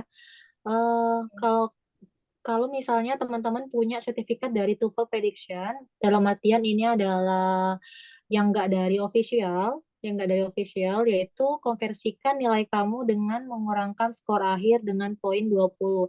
Jadi misalnya teman-teman punya skor 500, kemudian dikurangi 20, jadi skor teman-teman adalah 480. Ini sesuai dengan yang diminta oleh MSPP ya, saya bacakan. Kemudian yang kedua, tes bahasa Inggris asal instansi atau perguruan tinggi, konversikan nilai kamu melalui instansi penyelenggara tes. Jadi, ya berarti mutlak dari hasil yang tadi itu. Kemudian juga bisa memakai Duolingo. Ya, dan beberapa teman saya kemarin juga bercerita, dia juga pakai Duolingo. Jadi menurut saya teman-teman ini sangat penting sekali. Kebanyakan nggak lolos administrasi itu karena skor bahasa Inggrisnya itu tidak sesuai dengan apa yang diminta. Ini nggak hanya untuk MSPP teman-teman, ini juga pengalaman dari beberapa beasiswa yang lain yang memang dia requirement ya, salah satu requirementnya adalah sertifikat bahasa Inggris. Jadi teman-teman banyak istilahnya, aduh aku mau coba aja deh, begitu kan ya, siapa tahu rezeki dan sebagainya. Tapi menurut saya sekarang di Tilibeng juga sangat ketat sekali teman-teman, apalagi sudah batch ke-6 ya, jadi juga kemarin juga evaluasi bahwasanya, malah kemarin tuh evaluasi kalau misalnya saya ingat itu yang dari universitas itu nggak diperbolehkan. Jadi kalau misalnya dapat tes dari biasanya kalau kampus kan lulus kita harus tes kan, itu malah nggak boleh pada saat itu. Mungkin tapi ada pertimbangan-pertimbangan lain sehingga diperbolehkan. Bahkan prediction pun diperbolehkan tapi mengurangi jumlah. Tapi ini Mas Samsul Bahri sangat mutlak untuk 500 itu. Jadi mungkin bisa di-prepare dulu kalau misalnya belum 500, coba tes lagi, tes apa official lagi atau prediction. Tapi kalau misalnya mau coba pun it's okay, coba aja begitu. Kalau misalnya skornya masih di bawah 500, it's okay aja kalau misalnya pengen nyoba begitu. Dan tapi saya sarankan ya untuk teman-teman ya harus 500 begitu. Karena itu dasar dari basic English kita. Begitu ya, semoga menjawab dari pertanyaan Mas Mas Samsul Bahri. Kalau bawa istri bisa nggak? Atau secara regulasi bulan apa nggak? Terus kalau mau boleh bisa. Ini bawa istri kemana ya Mas Ilyas Rosid? Ke MSPP atau ke Taiwan atau kemana ini? Membawa istrinya. Oke, pertanyaan tadi Mas Samsul cukup ini ya jelas ya untuk syarat TOEFL-nya. Oke, Mas Ilham silahkan Mas Ilham. Izin bertanya ya. Gini Mbak, itu Monggo. kan dari MSPP.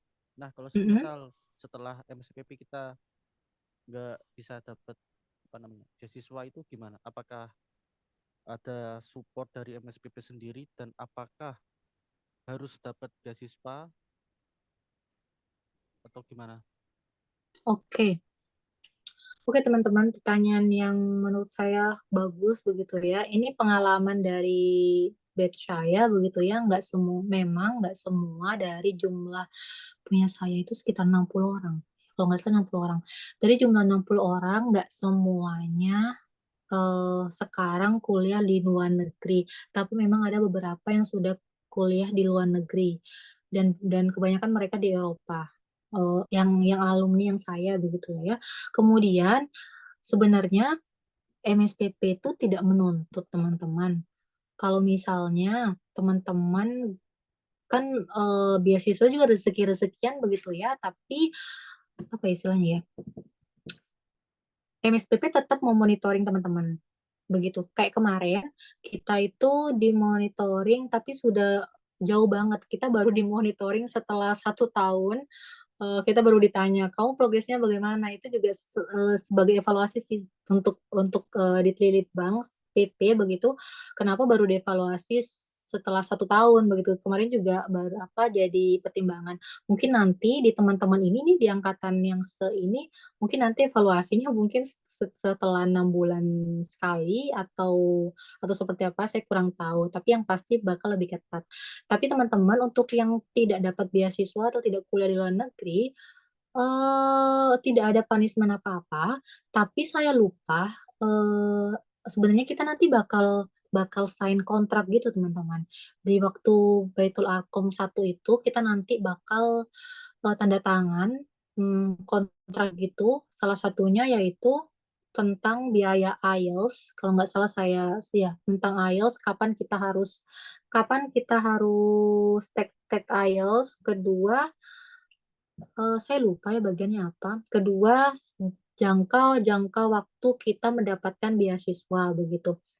Tapi jangan khawatir teman-teman karena rezeki beasiswa itu nggak ada yang tahu ya karena dan juga PP nggak akan memberi punishment apapun kepada teman-teman kalau misalnya teman-teman bukan nggak mau ya belum mendapatkan beasiswa karena ada pengalaman nih dosen saya itu adalah batch 2 dia MSTP batch 2 tapi baru dapat beasiswanya tahun sekarang batch 2 itu kemungkinan tahun 2020 2019 atau 2020 saya lupa 2019 kali ya dia baru dapat beasiswanya tahun ini gitu kan ya tapi dia tetap berjuang untuk mendapatkan beasiswa jadi it's okay aja begitu jadi tapi saran dari saya dimaksimalin bener-bener teman-teman tiga bulan ini 3 bulan yang udah MSTP provide karena kalau misalnya teman-teman fokus banget nih untuk yang 3 bulan ini insya Allah nilai skor IELTS teman-teman bakal meningkat dan teman-teman bisa daftar beasiswa manapun karena menurut saya sertifikat bahasa Inggris ini penting banget teman-teman untuk seleksi administrasi. Kalau em, teman-teman udah punya IELTS 6,5 ataupun 6, kalau LPDP kalau nggak salah master itu 6 ya, saya lupa. Itu kebanyakan itu lolos administrasi teman-teman ini eh, cerita dari teman-teman saya yang sudah pernah ikut LPDP dan sebagainya. Jadi itu kayak modal pertama kita harus punya sertifikat bahasa Inggris itu. Jadi kalau teman-teman sangat fokus terus belajar rajin di MSDP itu bakal hasilnya juga insya Allah bagus begitu. Begitu ya. Tidak ada punishment apapun. Itu di angkatan saya. Tapi mungkin bisa jadi berubah di angkatan teman-teman. Jadi nanti ada di kontraknya begitu. Tapi kalau di saya nggak ada punishment apa-apa. Gitu. Oh, oke. Apa aku langsung menjawab ke pertanyaan ini atau bagaimana, Mbak Kak Ayu? Oke, waktu kita masih setengah jam lah ya Mbak untuk sesi tanya jawab ini.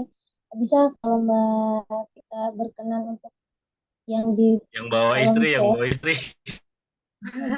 ya coba untuk menjawab dari dia yang dari siapa Bas Ilyas terus sampai ke bawah bisa langsung karena pertanyaannya masih seputar ini Oke. sama biasa.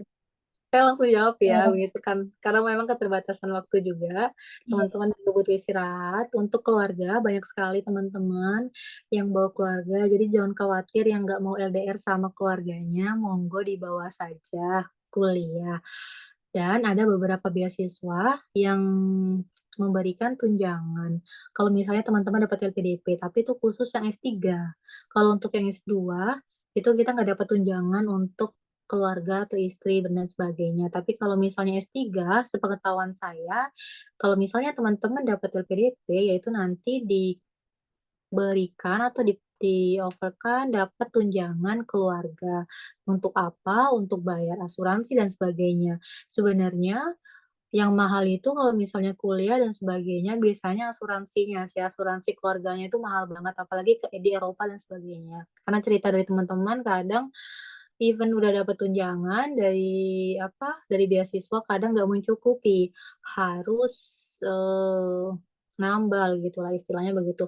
Tapi untuk Taiwan sendiri, saya rasa insuransinya nggak terlalu mahal untuk keluarga dan banyak sekali yang bawa keluarga, bahkan bikin usaha di sini begitu ya, membuka warung dan sebagainya. Jadi it's okay aja. Dan juga prosesnya membawa keluarga juga nggak terlalu ribet teman-teman. Itu ya, Kak Ilyas Rosid. Jadi bawa aja istrinya, it's okay. Dan juga sekarang Taiwan nggak ada peraturan. Kalau dulu harus 6 bulan dulu baru bawa keluarga. Tapi sekarang nggak. Jadi untuk pertama kali sudah sama istri, it's okay aja, langsung bawa. Kalau nggak mau LDR gitu ya. Kemudian, Kak, kalau ada info Mas PP batch-nya kan tes TOEFL lagi sebelum administrasi. Jadi misalnya waktu ngumpulin sekolah bahasa Inggris spesialis sebelum mencapai bisa. Ya, saya juga baru saya baca-baca lagi gara-gara mau jadi pemateri ini saya baca-baca lagi begitu ya requirement-nya ternyata sangat berbeda sekali pada saat saya di batch 4 gitu kan ya. Di sini masih dites lagi.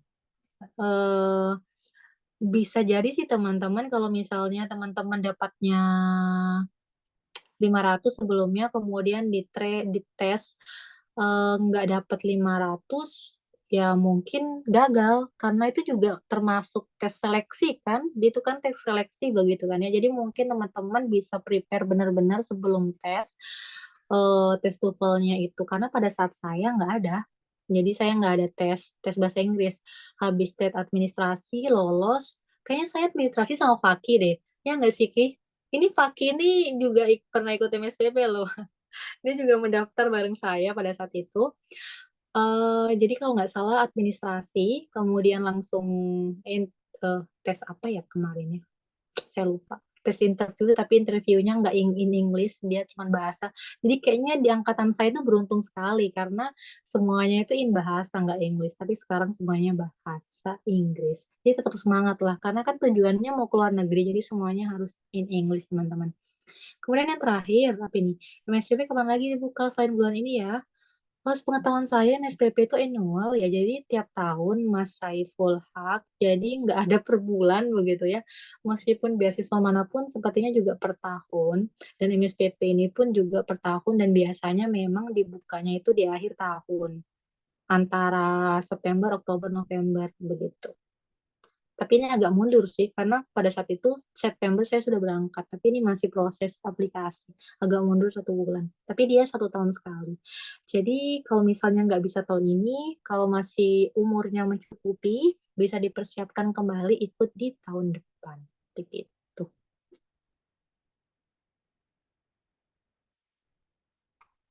Oke, sudah terjawab semuanya. Oke. Ada lagi teman-teman yang mungkin mau menjawab ini secara langsung tanpa via chat kolom chatnya, teman-teman mungkin yang masih pengen bertanya atau belum jelas, mungkin Mas Teguh ini kayaknya ingin bertanya tapi malu ya. Gak malu saya Mbak Ayu. Terkesima aja. Lihat Mbak Vika sekarang ya. Udah lama ya kita nggak ketemu ya. Temennya Mbak Vika ya berarti Mas Teguh ini. Iya, ini ada 2 nih. Oh banyak sih, ada Eka juga. Saya kenal Eka, Teguh, Aki. Banyak. Ya, Jadi ini teman-teman saya juga yang sama-sama des juga ini Mbak Vika. ya, ya. Selamat ya udah tuntas ya desnya. Iya. Insya Allah kita juga sama-sama jadi scholarship hunter ya Mbak Vika untuk jadi apa namanya salah satu award di DES juga yang pengen kuliah juga di luar sama seperti teman-teman mungkin SPP yang walaupun nggak punya apa ya tidak begitu ditekan dan ada punishmentnya untuk reimburse uang berapa selama biaya pelatihan IELTS atau biaya hidup yang ditanggung nggak Mbak Vika untuk MSCP biaya Eh, hidup selama 3 bulan itu?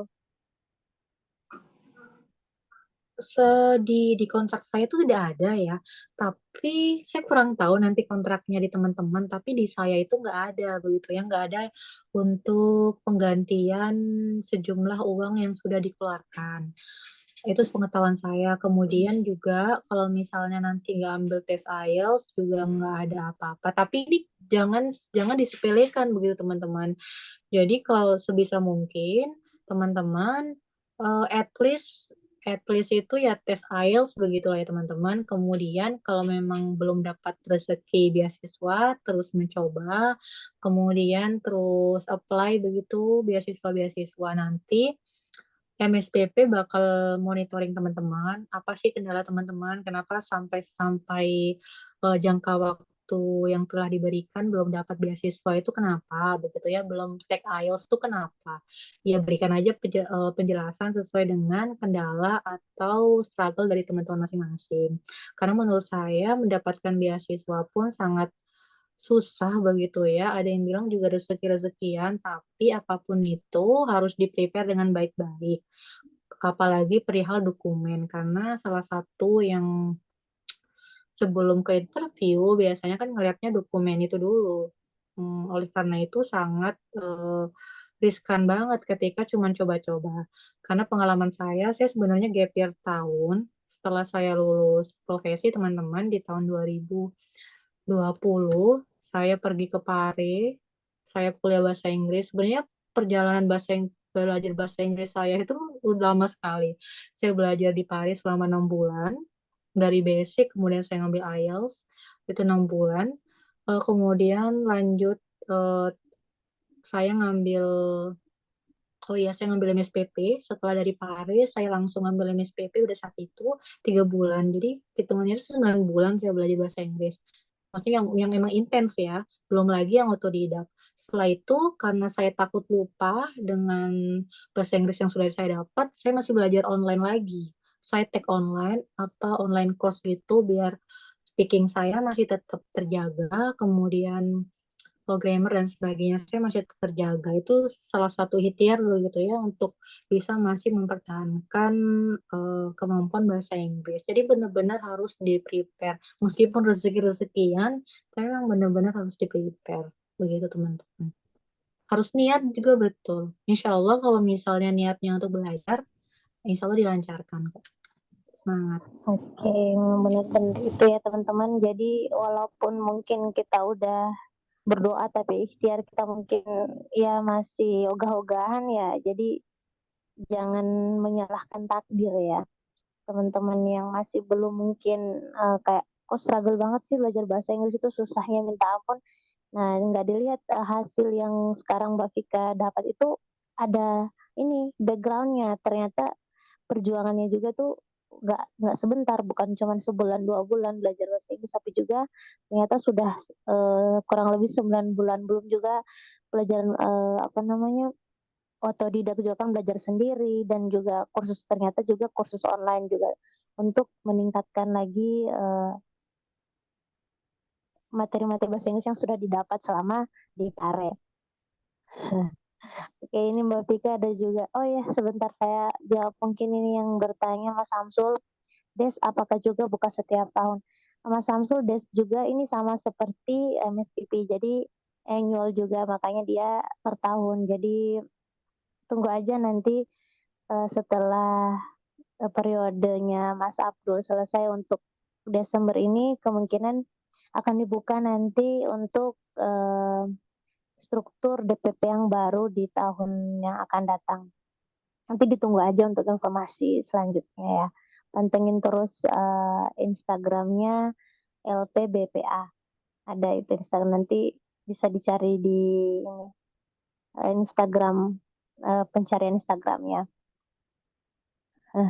Ada ini Mbak Vika yang bertanya juga untuk tempat kursusnya. Oh, yang tadi Mbak Vika mention beberapa perjalanannya kan ke Pare juga sempat. Mungkin bisa dijawab Mbak Vika tempat kursusnya yang di Pare, karena banyak tempat kursus yang abal-abal kata Mas Saiful. Mungkin Mbak Vika bisa sedikit sharing ke kita ya, walaupun Oke. agak sedikit ini ini ya keluar sebentar tapi nggak apa-apa karena kan ya, kalau setahu saya ya karena saya juga pernah ke Pare memang tergantung kita mau belajar apa. Jadi kalau di Pare itu punya spesialisasi masing-masing. Mungkin bisa dijawab langsung sama Mbak Vika. Betul, betul. Tentunya tujuan teman-teman mau tes apa, TOEFL kah, IELTS kah, atau bagaimana, itu juga nanti mempengaruhi tempat kursus teman-teman. Pertama, karena saya mau belajar basic, benar-benar dari basic, saya pada saat itu sebenarnya kursus nggak terlalu terkenal, tapi saya dapatnya dari Instagram pada saat itu, karena saya memang mau mencoba untuk belajar basic, saya di Amsterdam. Itu untuk belajar basic, bukan IELTS ya. Jadi saya benar-benar belajar basic dari grammar, speaking, benar-benar dari basic itu di Amsterdam. Kayaknya sekarang udah ganti nama ke Central Course kalau nggak salah. Kemudian setelah itu, setelah saya dapat basic yang benar-benar mapan nih, basicnya, grammarnya dan sebagainya, saya lanjutkan 3 bulan di Global English. Saya ngambil di Global English teman-teman semuanya. Sebenarnya ada beberapa referensi dari teman-teman saya, kalau misalnya teman-teman mau ngambil khususan di Pare begitu ya, karena memang banyak sekali di sana lembaga begitu teman-teman. Yang pertama, eh, banyak sekali yang merekomendasikan saya di TT0. TT0, kemudian Global English. Tapi pada saat itu saya memilih untuk di Global English karena memang beberapa hal yang saya cocok di situ dan juga sesuai level begitu teman-teman. Eh, tapi referensi saja sih karena ada beberapa juga yang mengatakan bahwasanya pilih pilih kursusan yang nggak terlalu terkenal istilahnya, alumni-alumninya itu nggak apa ya, belum banyak yang ke luar negeri tapi ada yang ke luar negeri tapi dia kayak nggak dikenal banget begitu, itu malah lebih intens ngajarnya daripada kursusan yang punya banyak muridnya yang sekitar 10 ataupun 15 akhirnya nggak fokus belajar bahasa Inggrisnya. Itu ada yang merekomendasikan seperti itu, tapi pengalaman saya, siapa tadi yang nanya, Mas Saiful, saya belajarnya di Global English kemarin selama 3 bulan sebelum ke Paris, begitu. Saya rasa khususan itu terkenal sih, Global English sama titik nol tuh udah terkenal, begitu. Tapi lagi lebih struggle Inggris atau Mandarin? Oh, dua-duanya struggle, tapi saya rasa Mandarin karena karakternya itu kan beda jauh banget ya, nggak pakai alfabet dan sebagainya. So far mungkin Mandarin yang struggle banget gitu teman-teman. Tapi dua-duanya struggle sih.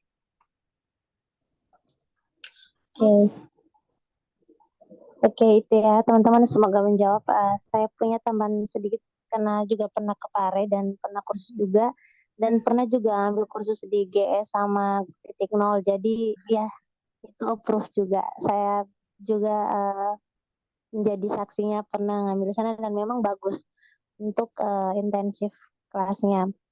Ya benar kata Mbak Vika untuk jangan terbuai dan termakan marketing advertisement yang bisa teman-teman temukan biasanya kalau ngetik di Google gitu kan nyari tempat kursus bahasa Inggris di Pare terus muncul itu biasanya yang menang marketing itu banyak banget memang dan saking banyaknya studentsnya itu kurang intens pengajarnya jadi karena sudah membludak jadinya kurang kurang aja untuk teman-teman yang mau fokus belajar apalagi untuk ke IELTS ya yang memang benar-benar butuh keseriusan yang tinggi untuk itu.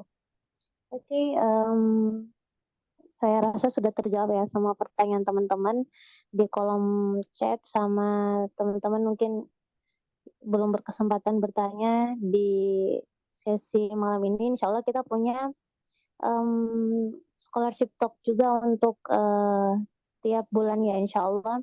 Nanti teman-teman silakan pantengin IG kita ada juga IG yang kita buat sebagai alumni awardee desk itu ada dev forum itu teman-teman bisa cari di ini di kolom pencarian untuk Instagram ada LPBPA sama dev forum nanti teman-teman bisa dapat informasi menarik terkait sharing scholarship juga. Kita akan mengundang teman-teman yang juga sudah menjadi awardee di luar negeri. Mungkin teman-teman Mbak Vika atau teman-teman awardee yang lain yang sudah tersebar semuanya di luar negeri. Oke, Mbak Vika, thank you very much for your time and thank you for having us. And I love talking to you. But our time is limited. I'm so sorry for that. Jadi Mbak Vika karena saya ada di bagian daerah Wita, jadi kayaknya jam kita sama ya Mbak. Oh iya Kayaknya ya, katanya ya kita sama katanya Bang dengan Amin, iya, dia udah mau 9:30. Jadi karena teman-teman juga butuh istirahat, apalagi teman-teman yang daerah timur, tengah juga yang mungkin 1 jam 2 jam lebih cepat daripada teman-teman yang di WIB. Oke, terima kasih banyak Mbak Vika untuk sharing session malam ini. Teman-teman yang lain nanti tunggu informasi kita selanjutnya untuk sharing scholarship talk di waktu-waktu yang akan datang. Insya Allah untuk ini pertama kali kita membuka forum seperti ini. Semoga akan terus lebih baik lagi perkembangan scholarship yang ada di Indonesia, dan informasinya juga merata menyebar ya. Ketika untuk teman-teman yang mungkin sama-sama scholarship hunter seperti kita pada malam hari ini. Oke, Mbak Vika, terima kasih banyak. Salam kenal Mbak Vika, dan semoga Mbak Vika bisa menyelesaikan program masternya dengan lancar, dengan baik juga di sana. Karena Mbak Vika, saya ini jurusan juga kesehatan, tapi saya kesehatan masyarakat. Oke. Ada kok di sini kesehatan masyarakat. Iya, Bisa saya mau luas tanya ya. banyak nanyanya, tapi nanti aja bisa reach out Mbak Vika, ini mungkin japri private message dan sebagainya untuk tanya-tanya. Oke. Ya teman-teman, kalau misalnya ada pertanyaan apapun, dipersilakan, monggo begitu ya. Apalagi kalau misalnya pengen ke Taiwan, monggo nanya-nanya, it's okay, minta PPT Mbak. Oke, nanti saya kirimkan kepada Amin Rais ya teman-teman. Nanti bisa dikontak si Amin Raisnya begitu. Tuhan, banyak kampus jurusan pendidikan. Banyak banget pendidikan, terutama juga engineering, pendidikan, education, banyak banget karena memang di Taiwan fokus banget di education dan sebagainya. Kalau pendidikan Islam saya kurang, sepertinya nggak ada ya kalau di Taiwan. Tapi mungkin coba dicari lagi begitu ya kalau yang tentang itu, karena emang basicnya di sini nggak di situ gitu. Saran saya, ini mungkin closing statement aja. Semoga tetap istiqomah ya untuk ngadain scholarship talk-nya untuk agar memberi manfaat untuk teman-teman semuanya. Semoga nanti kalau yang mau ikut SPP, MSPP, semoga dilancarkan, semoga dimudahkan, dan semoga lolos dan nanti bisa terbang ke negara masing-masing. Begitu teman-teman semuanya. Semangat ya, scholarship hunter. Good luck. Oke, semangat. Oke, sebelum tutup mungkin teman-teman bisa menyalakan kameranya untuk kita sesi foto, teman-teman. Oke. Ini teman-teman yang lain ya.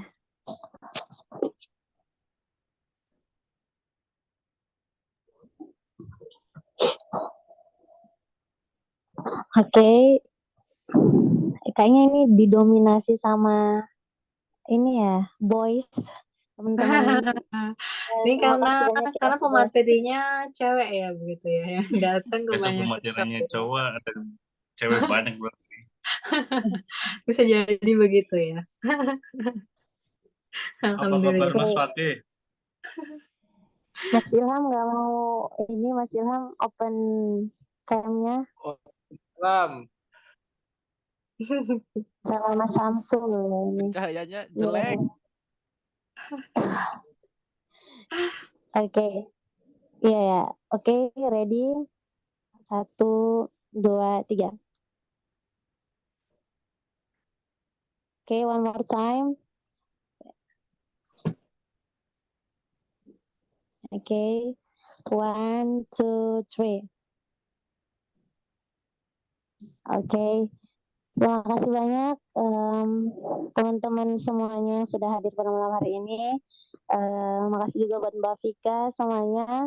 Semoga kita semua bisa selalu sehat dimanapun kita berada, teman-teman yang masih dalam negeri, yang mau ke luar negeri, teman-teman yang belum sempat berkesempatan hadir untuk menjadi salah satu yang hadir di sini juga. Semoga selalu diberikan kemudahan dalam kehidupannya.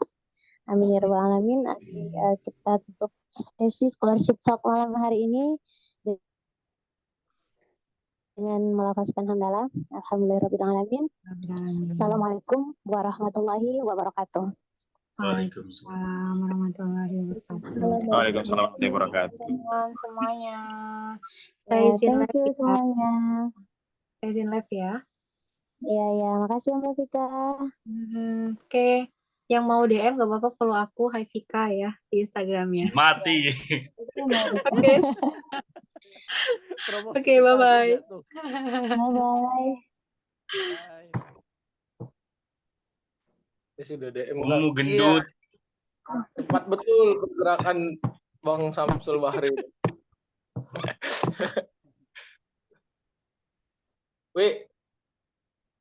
Awi. Awi di mana Awi? Patrawi. Amin mana ya? Mau ke Taiwan nggak tuh? Taiwan. Amin. Ke Thailand apa Taiwan? Taiwan.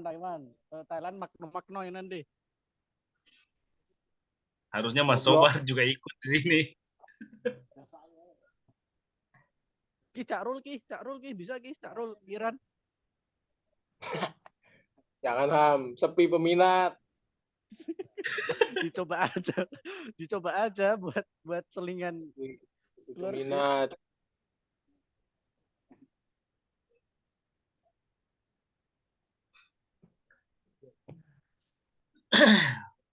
Atau enggak Yusuf tuh? Yusuf ya, si Bening ya? Woi, cepat Berarti betul. TOEFL tuh bisa akses Taiwan ya kok? Ya emang aja Pak. Nah, aku udah punya WA-nya Pak.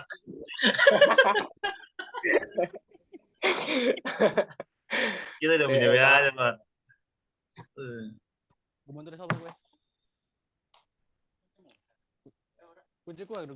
Good evening. Woi, ada Ustadz. Assalamualaikum. How are you? Okay, Ustadz? I'm okay. I'm very okay. Nah,